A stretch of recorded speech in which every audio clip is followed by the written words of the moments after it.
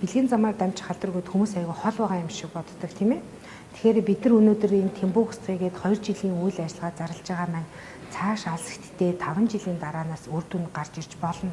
Яагаад би ингэж хэлж юм гэхээр бидний хүүхэд те миний хүүхэд та бүхний хүүхэд дүүнер чинь ахаал хүнтэй суун дахиад гэр бүл болно. Хүн болгол гэр бүлтэй болж амьдран тийм ээ. Тэгэхээр энэ үедээ тэр хүмүүсийг бид нар эрүүлжүүлэхийн тулд өнөөдөр бид нар зүтгэх хэрэгтэй байхгүй. Түүнээс заавал бэлгийн замаар дамжих халдвартай хэн нэгнийхэн бэлгэртэн дээр яар гарцсан, эдээ гоцсон тэр хүний л асуудал юм биш байхгүй.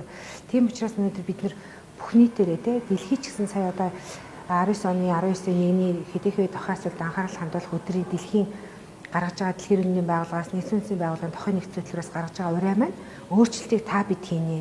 Нийгэм өөрөө хүн болгоны зүтгэл хэрэгтэй байхгүй. Энд дээр нэг хин нэгэн тэр нэг өвддөг хүмүүс ч гэдэг юм уу. Бие үнэлдэг, би ямар бие үнэлдэг эмэгтэй биш. Манай тийм хүн байхгүй ч гэж ерөөсө бодож болохгүй байх. Б гепатит, С гепатит бүгд бэлгийн замаар дамждаг. Энэ гэдэг нь ингээд судалгаагаар батлагдчихсан байна. Тэгэхээр хүн болгон энэ халдваруудыг авахгүй төлөө зүтгэл хэрэгтэй байхгүй тийм ээ. Тэгэхээр өнөөдөр бид нэр хэдий ч нэ зүтгэл гаргаад хариуцлагатайгаар үүрэгтэйгээр ажиллаж чадах юм бол алс ирээдүйн маань бидний хүүхдүүд өөрөө эрүүл эрсдэлгүй орчинд байна л гэсэн үг байхгүй тий. Тэгэхээр яагаад би ингэж хэлж юм хэрэг хэдийгээр энэ Б гепатит, С гепатит хэдий хэвийн халдвар илрүүлэх шинжилгээнд хүмүүсийг оруулах хэрэгтэй, илрүүлэх шинжилгээнд оруулах хэрэг хүмүүс хүний муу үзэх гээд байгаа юм шиг тий. Одоо намайг өвчтэй гэдгийг илрүүлж миний нууцыг алдах гэдэг гэж боддог байж болохгүй байхгүй. Яг бол дэлхий дээр аюул олон хүмүүс өөрсдөө ийм халдвартай гэдгээ мэддэггүй тусаар дамжих халдваруудыг авсан гэдгийг мэдэхгүй явж байдаг. Тийм учраас энэ халдваруудыг илрүүлээд эмчилгээ нь гарцсан байхад бид нар эмчилгээнд эрт хамрагдаж чадах юм бол хүний сүнд халдвар дамжих эрсдэл маань 96% хүртэл буудагаа гэд энэ олон орны хийсэн судалгаанууд гараад ирсэн байна.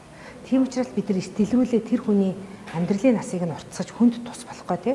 Ахаад дараачийн хүн чинь халдвар авахаас нь л урьдсан сэргийлэх гэж л ингэж энэ Тэмбүү устгай айныг зохион байгуулад байгаа болохоос биш тэр хэдэн тэмбүүтэй жирэмсэн ээжийг олж аваад илрүүлээд ингэх гээд байгаа юм биш байхгүй. Ирээдүйдээ бидний хойч байсан хүүхдүүд байна тийм ээ.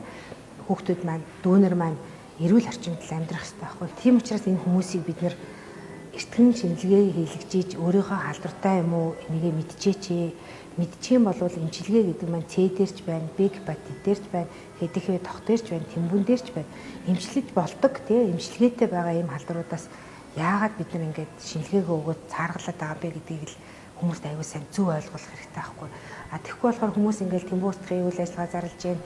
Хэдийхээ илрүүлэх шинжилгээнд хамруулъя гэхдээ зэрэг нэг юм айдас чимшигтэй нэг тогтоо хэдэн хүнийг олж авах гээд байна гэсэн тийм бодлого байгаа байхгүй.